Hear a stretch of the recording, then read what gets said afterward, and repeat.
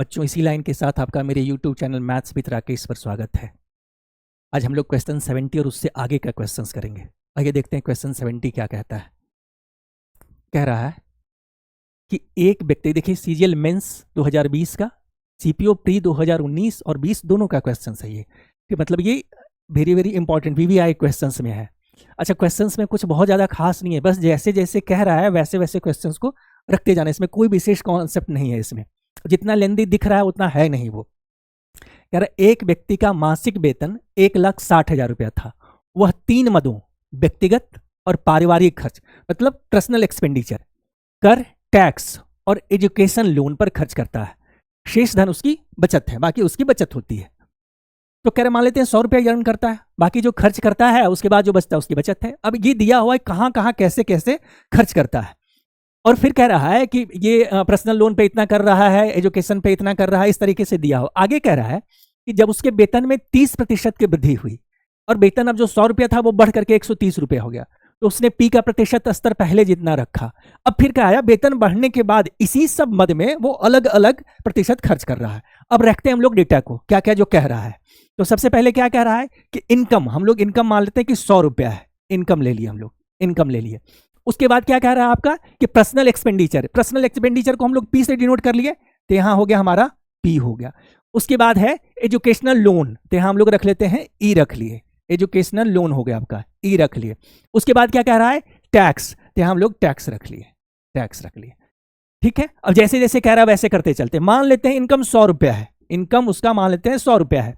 अब कह रहा है पी आय का 50% था, मतलब जो आपका पर्सनल एक्सपेंडिचर जो है इनकम का 50%, तो 100 का 50% कितना हो गया, 50 हो गया। मतलब ये इस पे खर्च कर रहा है वो 50 रुपया, इस पे 50 रुपया वो खर्च कर रहा है, इस पे 50 रुपया कर रहा है। अब कह रहा है जो कि एजुकेशनल लोन पे पी का 20%, मतलब 50 का 20%। अब देखिए 50 का 20%, 50 का 20%, 2 जीरो है तो प्रतिशत कैंसिल हो जाएगा, कितना बचेगा 10। तो यहां पे एजुकेशनल लोन पे हो गया आपका 10। आगे कह रहा है कि टैक्स पे एजुकेशनल लोन का 15%, इसका 15%, इसका 15% कितना निकलेगा, देखिए 10 का 15% मतलब कितना हो गया, 100/100 हो गया, ये कट गया, कितना हो गया 1.5 हो गया। तो यहां लिख लिया हम लोग 1.5 लिख ली। अब ये ध्यान रखना है, इसको कैलकुलेट या इसको जो भी कैलकुलेट हम किए हैं इसको माइंड में करना है कैलकुलेट, धीरे धीरे लिखना नहीं है, पेज पे लिखना नहीं, माइंड में कैलकुलेट कीजिएगा तभी स्पीड फास्ट होगा, बाकी कुछ है ही नहीं इस क्वेश्चन में। अच्छा, इतना खर्च करने के बाद इनकम इसका इतना था 100 रुपया, इतना खर्च किया, तो सेविंग लास्ट में क्या बचेगा, सेविंग, चूंकि सेविंग के बारे में ही पूछ रहा है, कह रहा है दोनों वस्तुओं का योग कितना ये पूछ रहा है, तो सेविंग निकालना जरूरी है। देखिए खर्च कितना हो गया, 60 रुपया इधर खर्च कर दिया, 60 रुपया खर्च कर दिया तो बचा कितना इधर, यहाँ पे 40 रुपया, और 40 में से 1.5 रुपया और खर्च कर दिया, कितना बचा 38 देखिए इसको माइंड में कैलकुलेट करना है इस तरीके से कि 60 रुपया इधर खर्च किया, 60 रुपया जब खर्च कर दिया 100 में तो बचा 40 रुपया, और 40 में 1.5 रुपया और खर्च कर दिया, कितना बचेगा 38 रुपया, 38.5 रुपीज बचा यहाँ पे। तो ये इतना कैलकुलेशन माइंड में कैलकुलेट करना है तभी आप फास्ट कर पाएंगे। अब आगे कह रहा है, देखिए क्वेश्चन, जब उसके वेतन में 30% की वृद्धि हुई, अब 100 का 30% कितना हो गया 30 रुपया, मतलब पहले 100 रुपया कमा रहा था, अब उसमें 30% यानी 30 की वृद्धि होगी तो कितना रुपया हो जाएगा, वो अब हो गया 130 रुपया। अब जो उसकी इनकम है 130 रुपया। अब क्या कह रहा है देखिए आगे, उसने पी का प्रतिशत स्तर पी का प्रतिशत स्तर पहले जितना रखा, तो प्रतिशत इसका कितना था यहाँ पे, यहाँ पे पर्सनल एक्सपेंडिचर जो था, पारिवारिक खर्च जो था वो कितना था 100 का 50%, उसके इनकम का 50% था, उससे इनकम का 50% था। ठीक है, इनकम यहाँ 100 रुपया था इसलिए इसका 50% 50 रुपया हो गया। अब यहाँ कह रहा है कि इनकम तो बढ़ गया, लेकिन अब जो उसका पर्सनल एक्सपेंडिचर है उसका प्रतिशत वही है, उसका प्रतिशत वही है, अमाउंट नहीं है, अमाउंट वही नहीं है कि इसको हम उठा के 50 रुपया रख दिए हम, ना अमाउंट नहीं है, प्रतिशत वही है। तो 130 का 50%, इसका आधा कितना हो जाएगा, 130 का आधा कितना हो जाएगा 65 हो गया। तो 130 का 50% 65 है, कितना हम लिख लिए यहाँ पे 65 रख लिए, दुगना इसका दुगना हो गया, 65 का दुगना 130 होता है। आगे क्वेश्चन देख रहे हैं, लेकिन ई पी का 30%, मतलब एजुकेशनल लोन जो है पी का 30%। अब इसका 30%, माइंड में देखिए कैलकुलेट करना है कि इसका तिगुना कितना होगा, 30% मतलब कितना हो गया इसका 30%, तो तिगुना 60 प्लस 5, 65 को क्या लिखेंगे 60 प्लस 5, 60 गुना 3 कितना हो गया 180 हो गया, और 5 गुना 3 कितना हो गया 15 हो गया, तो 180 प्लस 15 195 हो जाएगा, पॉइंट रखेंगे कितना हो जाएगा 19.5 हो जाएगा, मतलब 19.5 हो गया। अगर जो नहीं समझे हैं हम यहां पर लिख दे रहे हैं इसको, जो बच्चा नहीं समझा है वो यहां से देखिए समझ ले। 65 का 30% कह रहा है, 65 का 30% है, ये कट गया आपका, ठीक है। यहां से गुना करेंगे 5 या 15 हो गया आपका, 15 हो गया, 1 6 18 1 19 हो गया, 19, जीरो नीचे में है एक, तो कितना हो जाएगा 19.5। और ब्रेक करके इसको माइंड में कैसे करना है कि 60 प्लस 5 माइंड में लिखे, यहाँ पे सोचे 60 में गुना किए 300 180 हो गया, और 5 में 3 से गुना किए 15 हो गया, 180 प्लस 15 195 हो गया, नीचे एक जीरो था तो पॉइंट के बाद एक अंक आ जाएगा, या एक अंक के बाद पॉइंट आ जाएगा, ठीक है। ये हो गया यहाँ पे।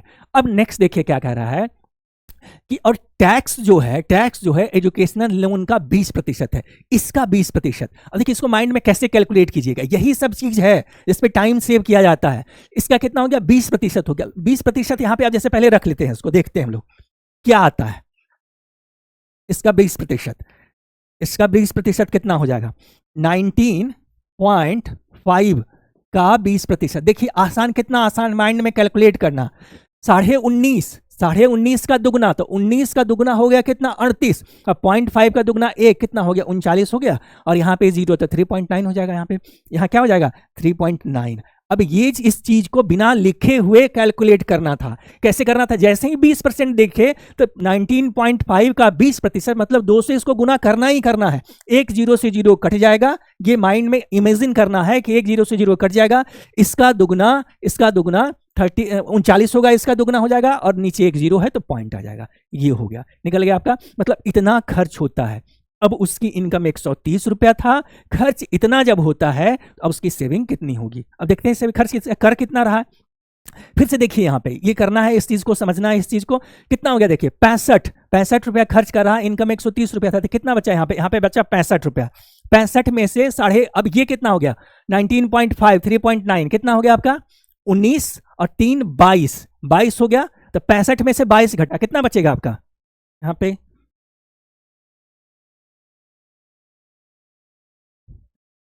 इस तरह से कीजिए, देखिए 22 हो गया, ये 22 हो गया यहाँ पे, अब 65 हो गया, तो 65 प्लस 20 कितना हो गया 85, 85 प्लस 2 87 हो गया, और यहाँ पे हो गया कितना 1.4 हो गया, 87 एक 88.4 हो गया, 87 एक 88.4, तो 0.6 लिखिए, अगर हम लोग 0.6 लिख लिए हम लोग तो 88 हो गया, 89 हो गया, और 11 और 30 ये वाला, मतलब 41.6 हो गया, 41.6 हो गया। वैसे समझिए, देखिए इसको कैसे किए हम लोग कि ये हो गया टोटल आपका 22, और ये 9 5 14 मतलब 23 पॉइंट कितना हो गया आपका 23.4 हो गया इसमें। तो इसमें जब हम लोग 23.4 को जोड़े, 23 इसमें जोड़ेंगे, 65 में 23 जोड़ेंगे तो 88.4 आ गया, 88.4 हो गया, तो 88 में 0.6 जोड़ लिए, 88.4 में 6 जोड़ लिए तो 89 हो गया। अब 100 तक पहुंचने के लिए 11 जोड़ेंगे, उसमें 11 उधर जोड़े और 30 इधर है, तो टोटल हो गया कितना 41.6। ये माइंड में कैलकुलेट करना है धीरे धीरे आप इसको,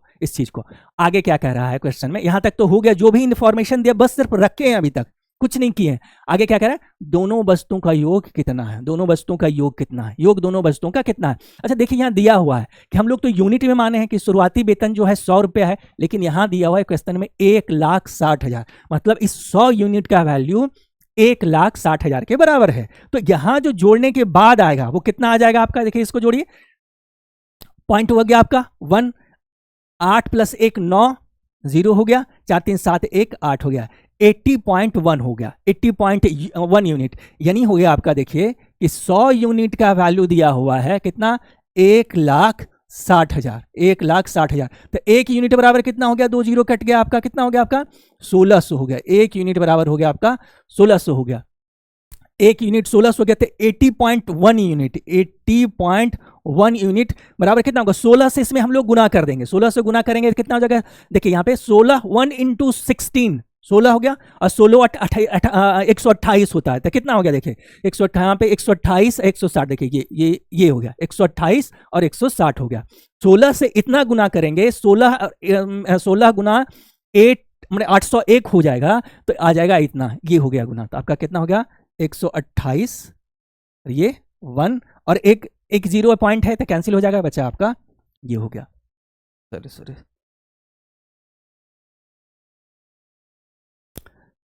128160, मतलब यही आपका आंसर है। ठीक है, नेक्स्ट क्वेश्चन देखते हैं हम लोग। 71 में देखिए क्या कह रहा है कि 3 वर्ष पहले, ये भी देखिए सीजीएल मेंस का ही क्वेश्चन है, 2021 का है। 3 वर्ष पहले रमन का वेतन 45,000 था। 3 वर्ष पहले रमन का वेतन 45,000 था।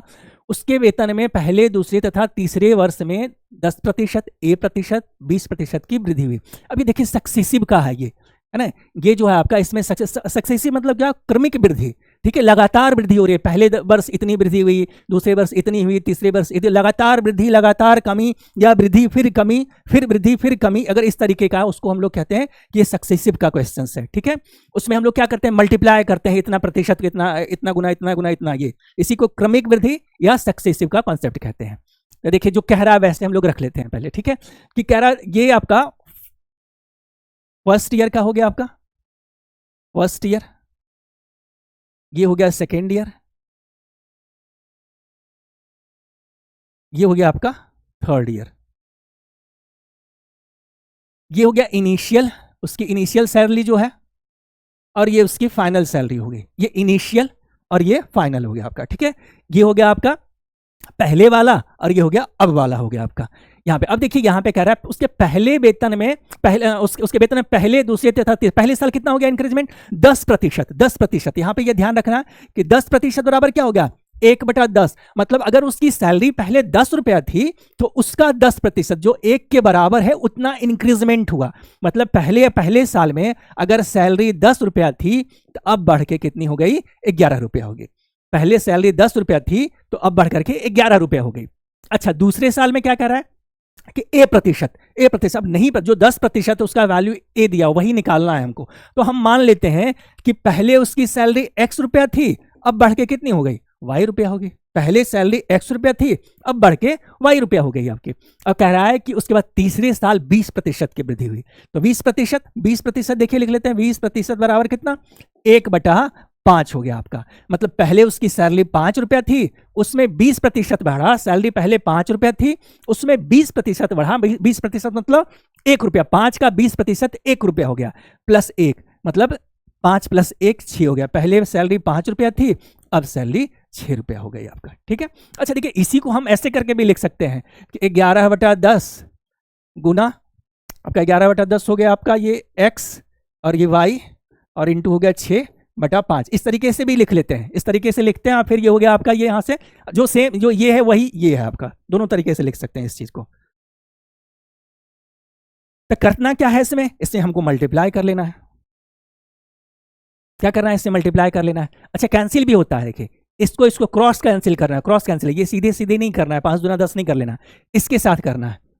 जो कि जब इस तरीके से लिखेंगे तो ऊपर नीचे कट होता है, उसी तरीके से ये हो जाएगा आपका। तो कितना हो गया आपका, 2 से कैंसिल किए 3 बार में, 2 से कैंसिल किए 5 बार में, तो कितना हो गया 25x आ गया, 25x हो गया।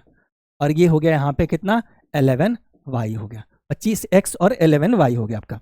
अब यहाँ ये देखते हैं, इस चीज को हम यहाँ रख लेते हैं, इस इंफॉर्मेशन को।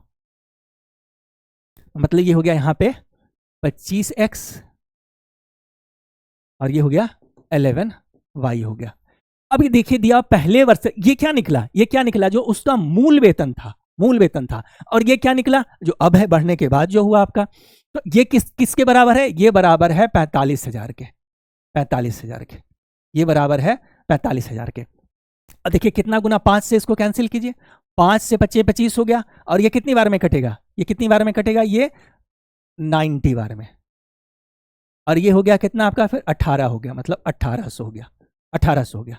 ठीक है, तो x का वैल्यू कितना हो जाएगा 1800। और दूसरा कह रहा है यदि रमन की वर्तमान आय, ये पहले वाली आय थी जो तो 45,000 थी, और यहाँ 25x, मतलब 25x बराबर 18,000, 18 ये 45,000 था। इसको हम कह सकते हैं इससे इस तरीके से कि 25x का वैल्यू था आपका 45,000, 45,000। इसको यही चीज है यहाँ पे, तो x का वैल्यू हम लोग निकाल लिए। यहाँ x का वैल्यू कितना निकला, यहाँ पे x का वैल्यू निकला 1800। अब अगर हम x बटा वाई लिख लें यहाँ पे, x बटा वाई, तो ये हो गया 1800, हो गया 1800। अब इसका निकालना है हमको, इसका निकालना है, कितना दिया हुआ है देखिए, वर्तमान आय दिया हुआ है ये 83,160 हो गया, 83,160 हो गया। अब इसको कैंसिल करते हैं 11 से, 11 से देखिए 11 से कटेगा कि नहीं, ये देख लेते हैं। तो 6 3 9 8 1 9 कैंसिल हो रहा है 11 से, 11 से देखिए कट कीजिए इसको, कितनी बार में, 11 7 77, 11 88 ज्यादा हो रहा था, 7 बार में लग गया यहाँ पे। यहाँ कितनी बार में लगा, यहाँ लग गया 7 बार में, यहाँ 7 बार में हो गया आपका। अब उसके बाद कितना बचा, 6 61 बचा आपका, तो 61 कितना, 11 5 55 हो गया, 5 बार में लगा। ठीक है, 55 में कितना बचा 6, तो कितना हो जाएगा अब, ये अभी हो जाएगा 6 बार में लग जाएगा, 7560 हो गया आपका, 7560 हो गया। सॉरी ये 33 है, 33 है, ये 33 वाई है, ये 33 वाई है, तो यहाँ पे 33 हो जाएगा ये।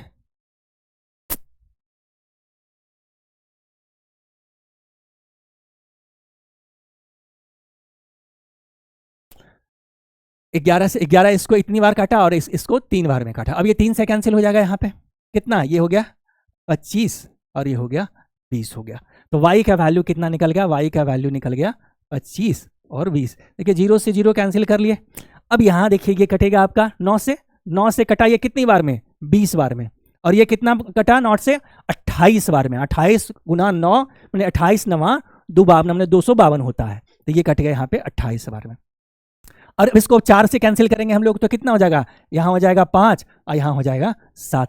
क्या आया वैल्यू देखिए यहाँ पे, क्या आया 5/7, 5 x और y का वैल्यू कितना आ जाएगा 5 और 7, x और y का वैल्यू कितना आ जाएगा, अगर ये x है और यहाँ ये y है, कितना वैल्यू आया, तो कितना बढ़ रहा है, ये बढ़ रहा है आपका 2 यूनिट प्लस 2 यूनिट। किस में हो रहा है इंक्रीजमेंट, 5 में, क्योंकि उसकी सैलरी इनिशियल सैलरी 5 रुपया थी, तो अब 2 रुपया बढ़ी और 7 रुपया हो गई, तो बढ़ी कितनी 2 रुपया। किसमें से, बेस कौन है, 5 है, तो 2/5, 2/5 का फ्रैक्शन है, जो फ्रैक्शन है उसका प्रतिशत वैल्यू कितना होता है 40%, वो किसके बराबर होता है 40% यहाँ पे। तो यह आंसर आपका डी है। ठीक है, ये सक्सेसिव का क्वेश्चन है, कुछ नहीं, बस थोड़ा सा ये यहाँ पे कैलकुलेशन है, बाकी कुछ नहीं, जैसे जैसे इन्फॉर्मेशन दे रहा है रखते चल रहा है इसको। सक्सेसिव जहां पे गुना हो वहां हम लोग सक्सेसिव का कॉन्सेप्ट लगाएंगे। आप इस तरीके से कर लीजिए या फिर फ्रैक्शन वाले तरीके से कर लीजिए, आपका उस तरीके से, दोनों सेम ही है आपका इन्फॉर्मेशन। चलिए अब नेक्स्ट करते हैं हम लोग।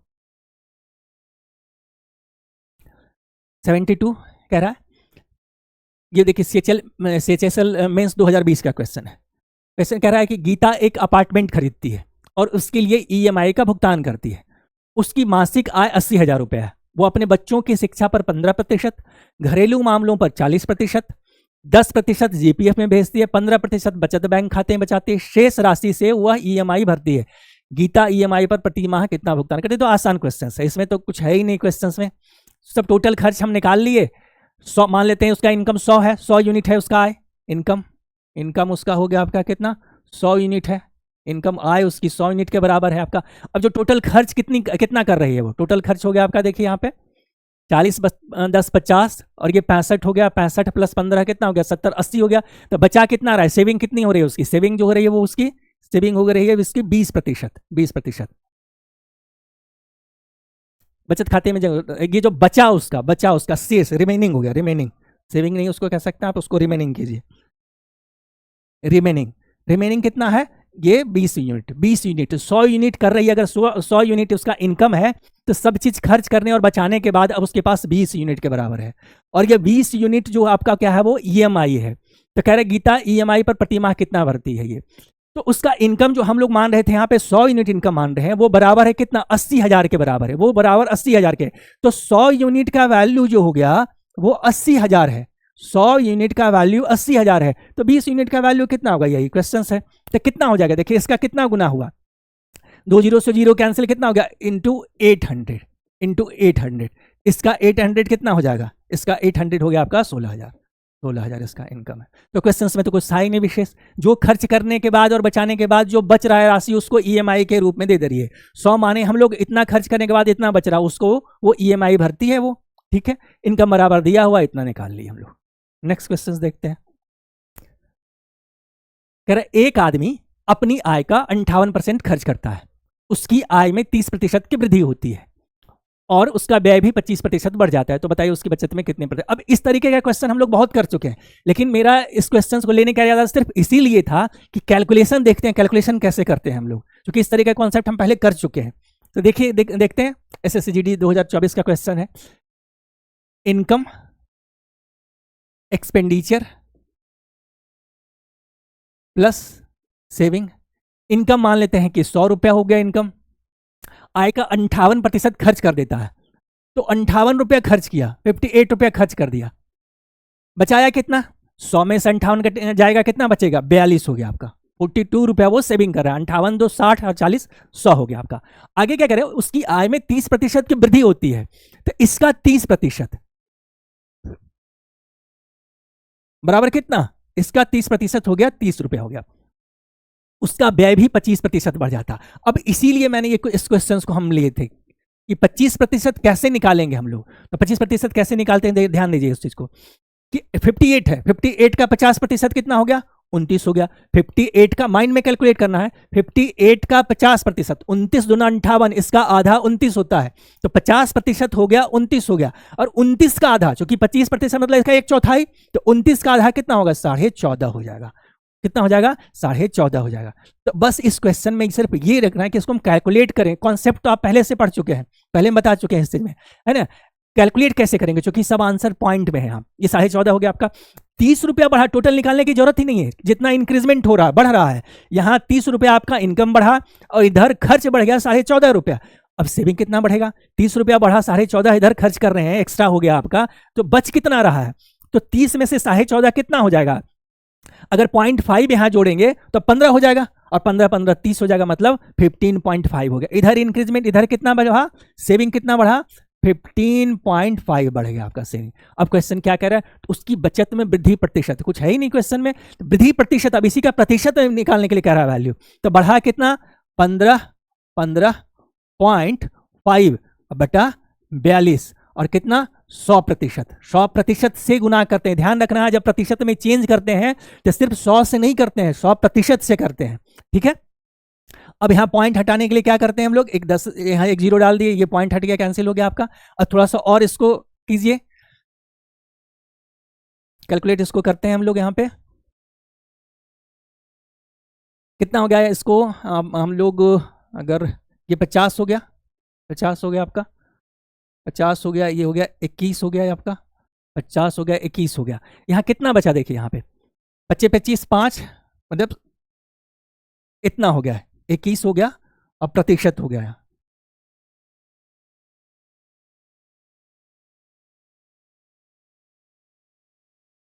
प्रतिशत ये इतना है आपका।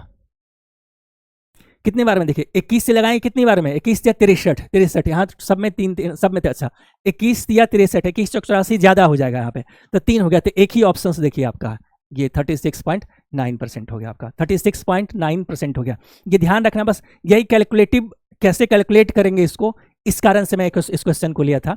तो यहाँ देखिए 21 या 63, जैसे आगे कैलकुलेट करने की जरूरत ही नहीं है, क्योंकि ऑप्शंस में एक ही है जिसकी शुरुआत 3 से होती है, तो 36.9% के राउंड अबाउट होगा ये।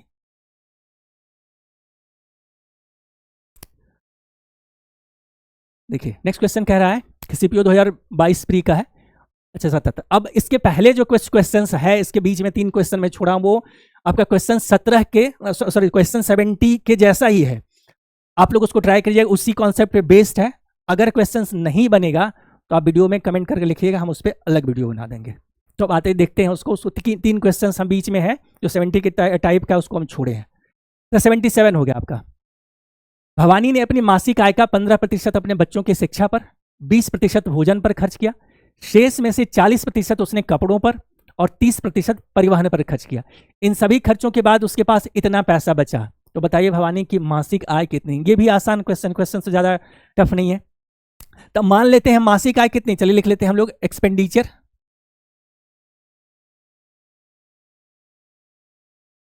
इनकम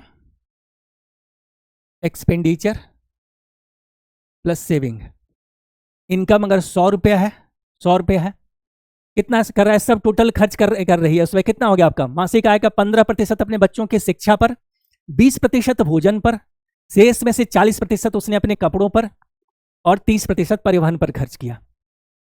तो मासिक आय का 15% अपने बच्चों की शिक्षा पर, 15% शिक्षा पर, 20% भोजन पर, शेष में से 40% उसने कपड़ों पर। अच्छा, शेष में से पहले कितना हो जा रहा है, पहले खर्च कितना हो गया, मासिक आय का 15% एजुकेशन पे, 20% भोजन पे, तो कितना बचा आपका ये, इसका इनकम जो होगा ये यहाँ पे जो 100 रुपये इनकम हो रहा है उसको किस किस मद में पहले खर्च कर रही है आपका, तो ये कर रही है पहले आपका एजुकेशन पे और प्लस जो हो गया फूड पे,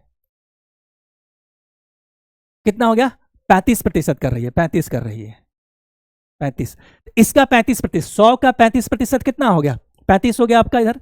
अब कह रहा है कि शेष में से 40, शेष कितना हो गया 65 हो गया, रिमेनिंग कितना हो गया, रिमेनिंग कितना हो गया आपका 65 हो गया, रिमेनिंग कितना हो गया 65 हो गया। शेष में से 40% उसने कपड़ों पर और 30% परिवहन पे, ठीक है। तो कितना हो गया, शेष में से टोटल कितना, 40% और 30%, 70% खर्च कर दी, शेष में से 40% 30%, तो 70% वो खर्च कर दी, कितना की 70% खर्च कर रही। इन सभी खर्चों के बाद उसके पास 10,257 की शेष राशि बची हो।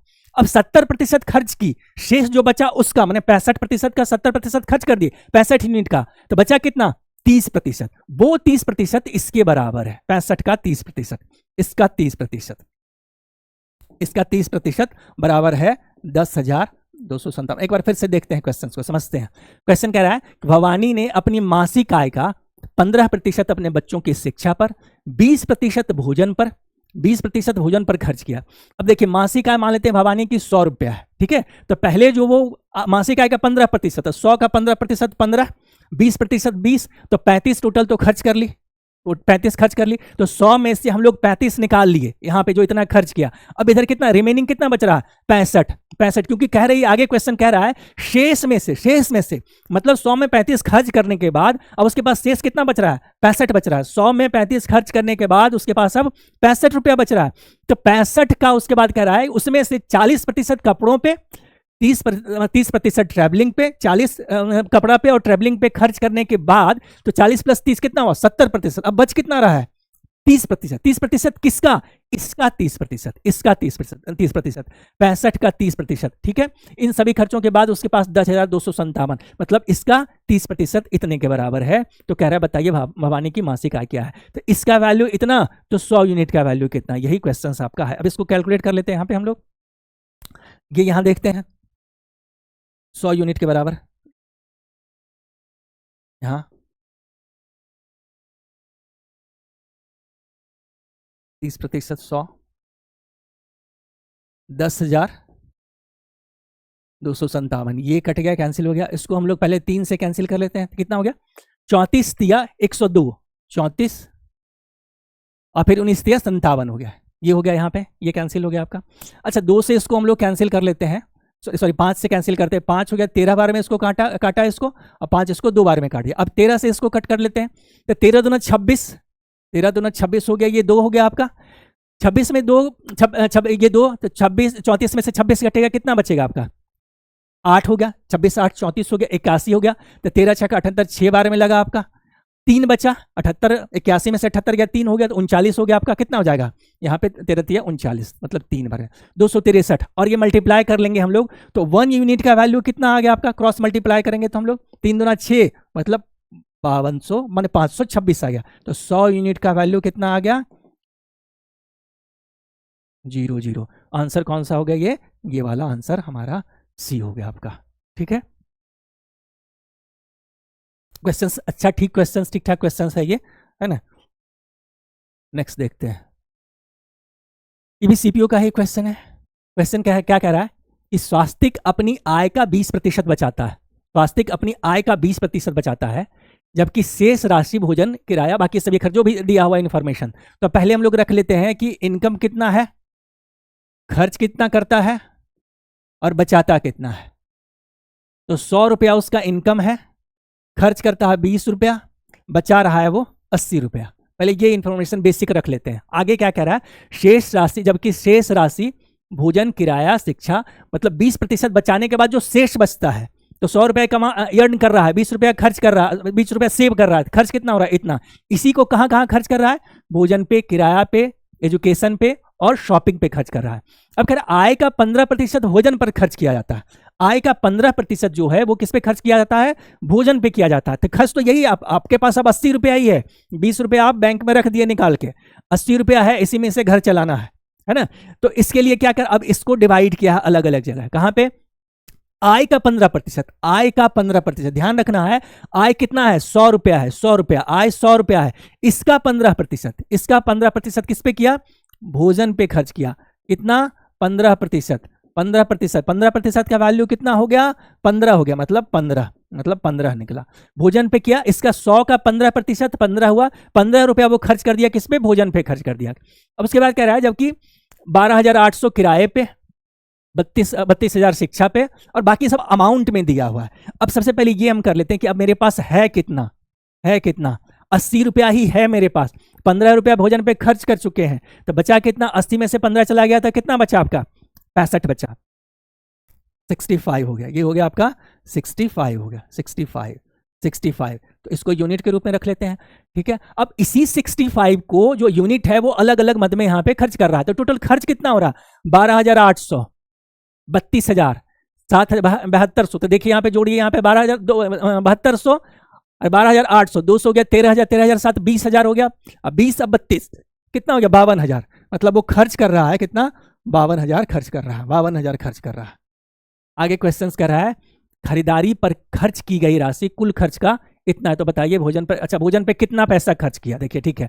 अब देखिए ये वाला जो इन्फॉर्मेशन है, ये वाला इन्फॉर्मेशन जो है, इस इन्फॉर्मेशन की जरूरत ही नहीं है, ये सिर्फ स्टूडेंट को उलझाने के लिए है।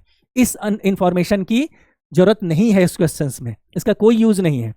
65 यूनिट का वैल्यू जो 52,000 निकल गया, तो 15 यूनिट का निकल जाएगा, ऐसे आसानी से निकल जाएगा, आपका करने की जरूरत नहीं है इसका। अब इसको कैंसिल कर लेते हैं हम लोग।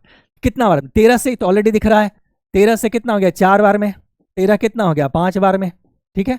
और ये 40 है, यहाँ पे 40 है, तो कितना हो जाएगा? 8 हो गया आपका, यानी 800 आ गया। 1 यूनिट बराबर कितना हो गया? 800 हो गया। तो 15 यूनिट बराबर कितना हो जाएगा? 15 यूनिट बराबर कितना हो जाएगा? 15 × 20, यानी ये आपका सी आंसर है, यानी 12,000 हो गया, 12,000। तो बस जैसे जैसे क्वेश्चंस कह रहा है वैसे वैसे रखते चलिए, एक एक स्टेप का क्वेश्चन बन जाएगा। पिछला क्वेश्चन भी यही था, इसी तरीके का।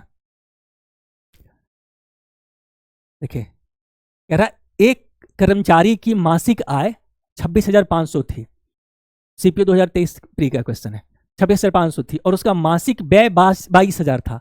अगले वर्ष उसकी आय में 20% की वृद्धि हुई और उसका व्यय 15% बढ़ गया, तो उसकी बचत में कितने %? क्वेश्चन सेम वही, उसी कॉन्सेप्ट पे, क्वेश्चन में कुछ नहीं, बस इसको कैलकुलेट कैसे करेंगे ये ध्यान रखना। जब पहले इस टाइप का क्वेश्चन हम शुरुआत पहले वीडियो में इनकम और एक्सपेंडिचर वाला हम कहे थे, तो बोले थे कि इसका रेशियो ले लेंगे, लेकिन यहाँ जब रेशियो ले लेंगे हम लोग तो वो टफ होगा। हमको कैलकुलेशन आसान बना है, जैसे भी कैलकुलेशन आसान, इसका कोई फिक्स फंडा नहीं है, जैसे भी कैलकुलेशन आसान बने हम वैसे बनाएंगे। तो हम यहाँ क्या करते हैं, हम लोग इसको लिख लेते हैं, यहाँ पे इनकम लिख लिए, एक्सपेंडिचर वो डिपेंड करता है, वैरी करता है क्वेश्चंस टू क्वेश्चंस, कि किस तरीके का क्वेश्चन है, किस तरीके का डेटा दिया हुआ है, उस तरीके से हम लोग रखते हैं।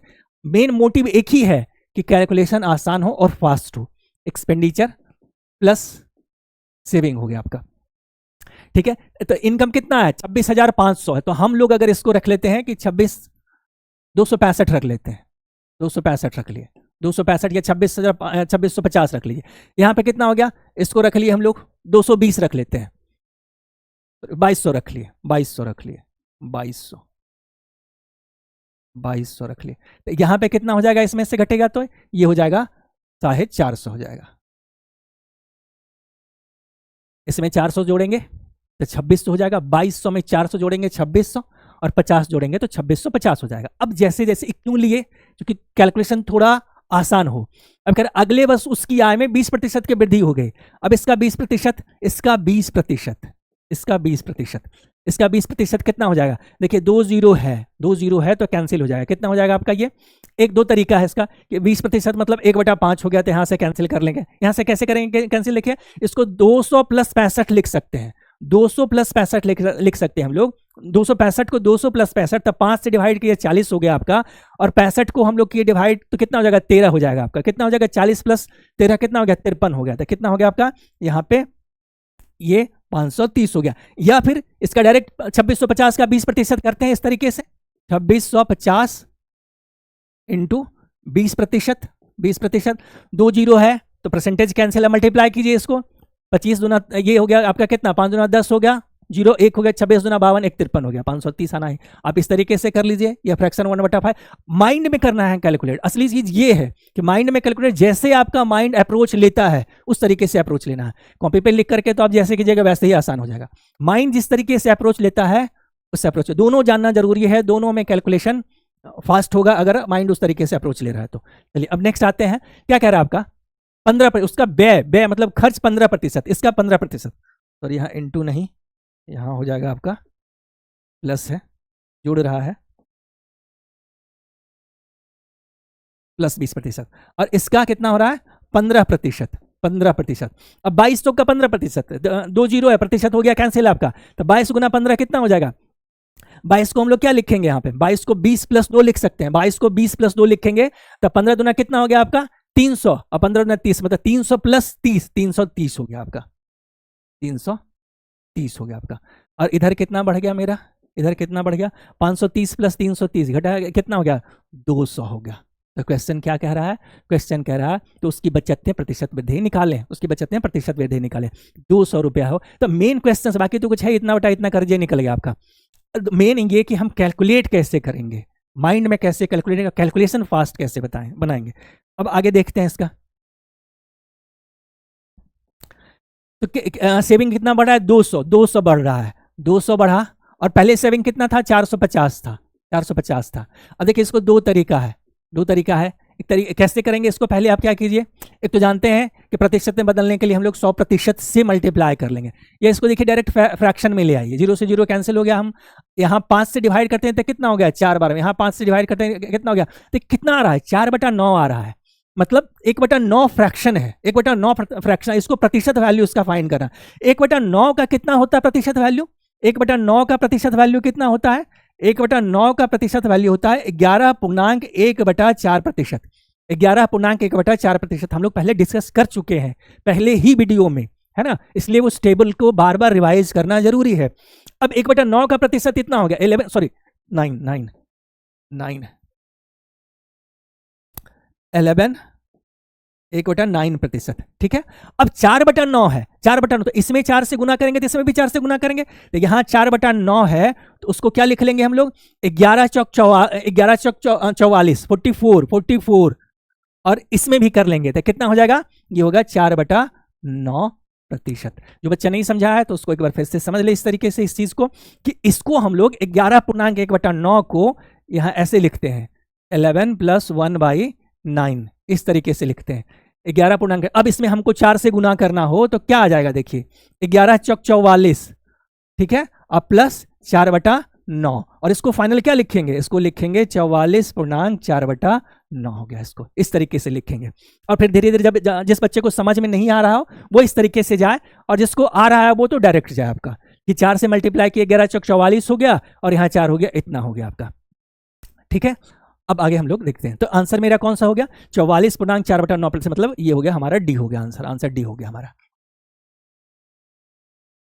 नेक्स्ट क्वेश्चन देख रहे हैं हम लोग, क्या कह रहा है, सुधा ने अपनी मासिक आय का 12% किसी अनाथालय को दान करने का फैसला किया, ठीक है, मासिक आय का 12%। अब उसका इनकम मान लेते हैं, कह रहे दान के दिन उसने, पहले एक एक स्टेप चलते हैं लोग, इनकम मान लेते हैं, उसका इनकम, सुधा की इनकम मान लेते हैं कि 100 यूनिट है, सुधा की इनकम 100 यूनिट मान लेते हैं हम लोग। कह रहा है कि अपनी मासिक आय का 12%, 12%, इसका 12%, इसका 12%, 12%, इसका 12% कितना हो गया आपका, इसका 100 का 12%, 12 × 12% बराबर कितना हो गया, 12 हो गया, इसका 12% 12 हो गया।